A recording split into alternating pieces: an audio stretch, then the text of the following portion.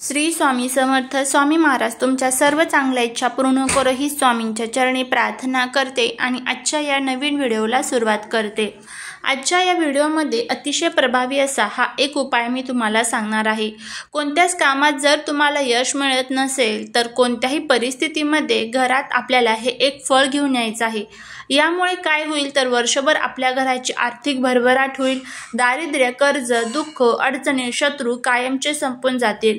असा हा प्रभावी उपाय आपल्याला करायचा आहे. हा उपाय कसा करायचा, कोणत्या वेळेमध्ये करायचा याबद्दलची संपूर्ण माहिती आज या व्हिडिओमध्ये मी तुमच्याबरोबर शेअर करणार आहे. त्यामुळे व्हिडिओ हा स्किप न करता शेवटपर्यंत पाहत राहा. चॅनलवरती नवीन असाल तर सबस्क्राईब करा आणि असेच नवनवीन व्हिडिओ बघण्यासाठी बेल आयकॉनलाही प्रेस करा, म्हणजे माझ्या सर्व नवीन व्हिडिओचं नोटिफिकेशन तुम्हाला मिळेल आणि तुम्ही एक पण व्हिडिओ मिस करणार नाही. त्याचबरोबर कमेंटमध्ये श्री स्वामी समर्थ लिहायला अजिबात विसरू नका, जेणेकरून स्वामींची तुमच्या मुलांवरती, कुटुंबावरती भरभरून कृपा होईल. आपण खूप कष्ट करतो, मेहनत करतो, पण तरीही आपल्याला कधीच कोणत्याच कामामध्ये यश मिळत नाही, कारण का आपल्या कष्टाला, मेहनतीला नशिबाची साथ मिळत नसते.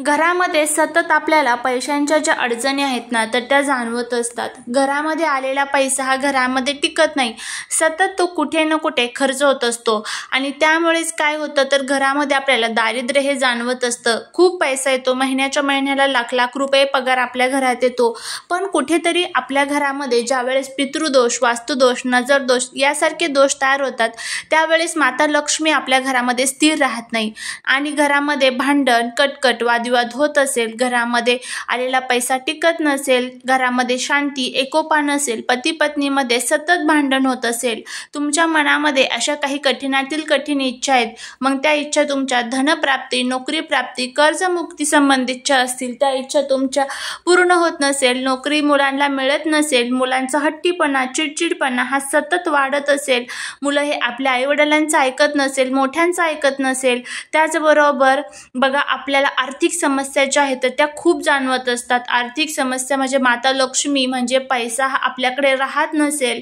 तर त्यासाठी आपल्याला हा जो उपाय आहे तर तो करायचा आहे. जीवनामध्ये खूप दुःख आहे आणि त्या दुःखातून बाहेर पडण्यासाठी आपल्याला कोणताच मार्ग मिळत नाही. कोणतंही काम हातामध्ये घ्या, त्या कामामध्ये आपल्याला यश मिळत नाही. खूप संकट आणि अडचणींचा सामना हा आपल्याला करावा लागत असेल तरीही त्या कामात यश मिळत नसेल तर त्यासाठी प्रत्येक कामात आपल्याला यश मिळावं, आपल्या मनातील ज्या काही इच्छा आहेत तर त्या इच्छा आपल्या पूर्ण व्हाव्यात, यासाठीच आपल्याला हा जो एक उपाय आहे तर तो करायचा आहे. आता हा उपाय कोणत्या वेळेत करायचा याची माहिती आपण घेणार आहोत. त्यामुळे जर तुम्हाला हा व्हिडिओ आवडला तर नक्कीच कमेंटमध्ये जय माता लक्ष्मी लिहायला अजिबात विसरू नका. बघा काय होतं, कधी कधी आपल्याला शत्रूंचा सुद्धा खूप त्रास जाणवत असतो. एखादा असा शत्रू असतो ना तर तो आपला कधीतरी ओळखीचा असतो किंवा अनोळखी असतो, पण त्याची जी नजर असते तर ती आपल्या घराला, घराबाळातील मुलाबाळांना लागत असते आणि त्याचबरोबर मुलांची प्रगती, घराची प्रगती, पतीची प्रगती कुठेतरी थांबून जात असते. कधीच आपल्याला यश मिळत नाही आणि ह्या सर्व संकटे आणि अडचणींमुळे आपण जे काही काम हातामध्ये घेतलेलं असेल, मग ते व्यापार असेल, व्यवसाय असेल, एखादं छोटंसं दुकान आपण चालू केलेलं असेल तर ते काम जे आहे तर ते आपलं पूर्ण होत नसेल तर त्यासाठीच आपल्याला हा जो एक उपाय आहे तर तो करायचा आहे. अगदी साधा सोपा उपाय आहे. फक्त कुठेही मनामध्ये किंतु परंतु येऊन न देता तुम्हाला हा जो उपाय आहे तर तो करायचा आहे. आता हा उपाय करत असताना घरामध्ये काही नियमांचं पालन सुद्धा करायचं आहे. तर सर्वात प्रथम ज्या दिवशी तुम्ही हा उपाय करणार आहात त्या दिवशी घरामध्ये सुतक पिरियड्स नसावं याची काळजी आपल्याला घ्यायची आहे. त्यानंतर तुम्हाला हा उपाय करण्या अगोदरच कोणालाच सांगायचा नसतो, म्हणजेच काय तर गुप्त आपल्याला हे उपाय ठेवायचे असतात. कारण का लोकांच्या मनामध्ये आपल्याबद्दल, आपल्या घराबद्दल काय भावना आहे हे आपल्याला माहीत नसतं, ती भावना चांगली आहे की वाईट आहे. त्यामुळे अगोदरच कोणाला हा उपाय जो आहे तर तो सांगायचा नसतो. फक्त भक्तीने, श्रद्धेने आणि विश्वासाने तुम्हाला हा जो उपाय आहे तर तो करायचा आहे.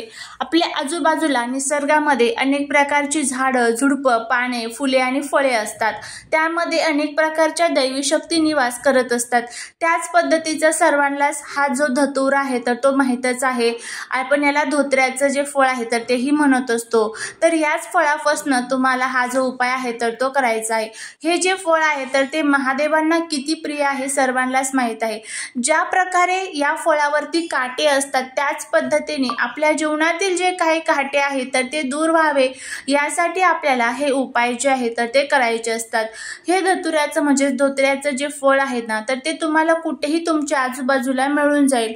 नाही मिळालं तर ज्या ठिकाणी पूजेचं साहित्य असतं बघा तर फुलं वगैरे असतात तर तिथे सुद्धा त्यांनी विकण्यासाठी ठेवलेले असतात। आता या फळाला इतकं महत्त्व का आहे तर बघा, ज्या वेळेस समुद्र मंथनाच्या वेळेस महादेवांनी हलाहल विष ग्रहण केलं होतं आणि त्यांची जी पोटातील जळजळ आहे तर ती थांबत नव्हती, त्यावेळेस ऋषी मुनींनी याच धतुऱ्याच्या फळाचा जो रस आहे तो काढून त्यांच्या डोक्यावरती ठेवला होता, त्याचा लेप केला होता आणि तेव्हापासूनच महादेवांनी या फळाला आशीर्वाद दिलेला आहे। जो कोणी हे फळ महादेवांना अर्पण करतो किंवा आपल्या ज्योतिषशास्त्रामध्ये वास्तुशास्त्रामध्ये जे काही प्रभावी उपाय सांगितले असतात हे करतो, त्याच्या जीवनातील सर्व काटे अडचणी ह्या आपोआप दूर होण्यासाठी मदत होत असते। महादेव हे देवादिदेव महादेव आहेत। भक्ताच्या छोट्याशा इच्छा सुद्धा ते खूप लवकर पूर्ण करत असतात। त्यामुळे उपाय करत असताना, सेवा करत असताना खूप विश्वासाने आणि भक्तीने आणि श्रद्धेने आपल्याला हे उपाय करायचे असतात। आता हा उपाय कशासाठी आपण करायचा ते बघितलेला आहे। आता हा उपाय कधी करायचा ते आपण बघणार आहोत।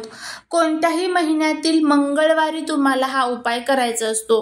कोणत्याही महिन्यातील मंगळवार चालेल, फक्त तुम्हाला त्यावेळेस घरामध्ये सुतक पेड्स नसावं याची काळजी घ्या। त्यानंतर तुम्हाला या उपाय करत असताना जे धतुऱ्याचं फळ आहे तर ते तुम्ही अगदी व्यवस्थित आणायचं आहे। कुठे तुटलेलं किंवा कुठे फुटलेलं असं फळ अजिबात नको, अगदी व्यवस्थित फळ तुम्हाला घेऊन यायचं आहे। ते फळ आणत असताना त्याला जी कडेला दांडी असते बघा, म्हणजे त्याचं जे देठ असतं तर ते सुद्धा असावं याची तुम्हाला दखल घ्यायची आहे। तर असंच फळ तुम्हाला तुमच्या घरामध्ये घेऊन यायचं आहे। आता तुम्हाला हा उपाय मंगळवारच्या दिवशी तुम्ही सकाळी करा, संध्याकाळी करा, चालेल, काहीच अडचण नाही। फक्त भर दुपारी करू नका। एक तर सकाळी जर करणार असाल तर सकाळी 11 वाजायच्या अगोदर करायचा, संध्याकाळी करणार असाल तर प्रदोष काळ म्हणजेच 4 ते 7चा जो कालावधी असतो या कालावधीमध्ये तुम्हाला करायचं आहे। आता काय करायचं आहे तुम्हाला, हे फळ जे आहे तर ते तुम्हाला घरी घेऊन यायचं आहे। त्यानंतर एक तांब्याभर पाणी जे असतं तर ते घ्यायचं आहे तुम्हाला। त्याचबरोबर हळद ही सुद्धा तुम्हाला घ्यायची आहे आणि तुमच्या आजूबाजूला जिथे कुठे महादेवांचं मंदिर असेल तर त्या महादेवांच्या मंदिरामध्ये तुम्हाला जायचं आहे। तिथे सर्वात प्रथम तुम्हाला महादेवांची व्यवस्थितपणे पूजा करून घ्यायची आहे। एक तांब्याभर पाणी अर्पण करायचं आहे। भस्म, धूप, दीप, अगरबत्ती प्रज्वलित करून घ्यायचे आहे। अशा पद्धतीने ज्यावेळेस आपण महादेवांचं पूजन करू आणि त्यानंतर ज्यावेळेस आपण हा उपाय करू त्या वेळेमध्ये ते महादेव खूप प्रसन्न झालेले असतात। आपण जी काही इच्छा मागू तर ते इच्छा ते पूर्ण करत असतात। आता हे जे धतुऱ्याचं फळ आहे ना, जर ते आपण हळद आणलेली होती तर ती एका प्लेटमध्ये तुम्हाला ठेवायची आहे। त्यामध्ये थोडंसं पाणी मिक्स करायचं आहे आणि संपूर्ण धतुऱ्याच्या फळाला तुम्हाला ही जी हळद आहे तर ती तुम्हाला लावायची आहे। कुठेही रिकामं राहता कामा नये याची काळजी तुम्हाला घ्यायची आहे। त्यानंतर हे फळ तुम्हाला तुमच्या हातात घ्यायचं आहे। तुमचं नाव आणि गोत्र सांगून तुम्हाला हे फळ महादेवांवरती अर्पण करायचं आहे। आता अर्पण करत असताना त्याचे सुद्धा कशा पद्धतीने अर्पण करायचं तर धतुऱ्याचा गोल जो भाग असतो तर तो फळाकडचा भाग आपल्याकडे करायचा आणि त्याची जी दांडी आहे तर ती तुमच्या विरुद्ध दिशेला करायची। आता सपोज जर तुम्ही पूर्वेकडे बसलेले असाल तर तुमची जी फळाची दांडी आहे तर ती तुमची पश्चिमेकडे येईल आणि फळाकडचा भाग हा तुमच्याकडे येईल। अशा पद्धतीने तुम्हाला हा जो उपाय आहे तर तो करायचा आहे। तुम्ही जर दक्षिणेकडे बसलेले असाल तर उत्तरेकडे दांडी येईल आणि फळाचा भाग तुमच्याकडे येईल। अशा पद्धतीने तुम्हाला हे फळ जे आहे तर ते अर्पण करायचं आहे। फळ ठेवत असताना हा नियम खूप महत्त्वाचा आहे, हे लक्षात ठेवा। त्यानंतर तुम्हाला एक तांब्याभर पाणी घ्यायचं आहे। पाणी हे आपलं घरचंच असावं। मंदिरामधलं पाणी आपल्याला इथे वापरता येणार नाही। आपल्या घरातील दोष आपल्याला दूर करायचे आहे, त्यामुळे आपल्या घरचंच पाणी इथे आपल्याला वापरायचं आहे। आणि त्या फळावरती तुम्हाला हटकेश्वर महादेवांचं स्मरण करायचं आहे। ओम हटकेश्वराय नमः आणि त्यानंतर ते पाणी तुम्हाला त्या फळावरती अर्पण करायचं आहे आणि त्यानंतर ते फळ जे आहे तर ते तुम्हाला उचलायचं आहे आणि उचलून तुम्हाला ते तुमच्या घरी घेऊन यायचं आहे। तुमची जी काही इच्छा असेल पाणी अर्पण करत असताना तुम्हाला महादेवांना सांगायचे आहे आणि त्यानंतर तुम्हाला ते फळ घरी घेऊन यायचं आहे। घरी आणल्यानंतर एका लाल कलरच्या कपड्यामध्ये तुम्हाला हे फळ बांधायचं आहे आणि तुमच्या दुकानाच्या, व्यवसायाच्या, व्यापाराच्या ठिकाणी तुम्हाला हे ठेवायचं आहे. घरामध्येच एखादा तुम्ही काही काम करत असाल किंवा घराची प्रगती व्हावी असं वाटत असेल तर घरामध्येच तुमच्या एखाद्या तिजोरी असेल तिथे म्हणा, तुमचे काही महत्त्वाचे कागदपत्र तुम्ही ठेवता तिथे, अशा पद्धतीने अगदी व्यवस्थितपणे हे फळ आपल्याला ठेवायचं आहे.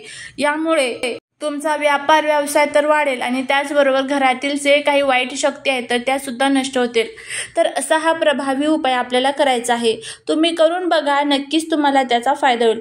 फळ जोपर्यंत चांगलं आहे तोपर्यंत ठेवायचं. खराब झालं की त्यानंतर ते तुम्ही पाण्यामध्ये विसर्जित करू शकतात. करून बघा, फायदा होईल. श्री स्वामी समर्थ.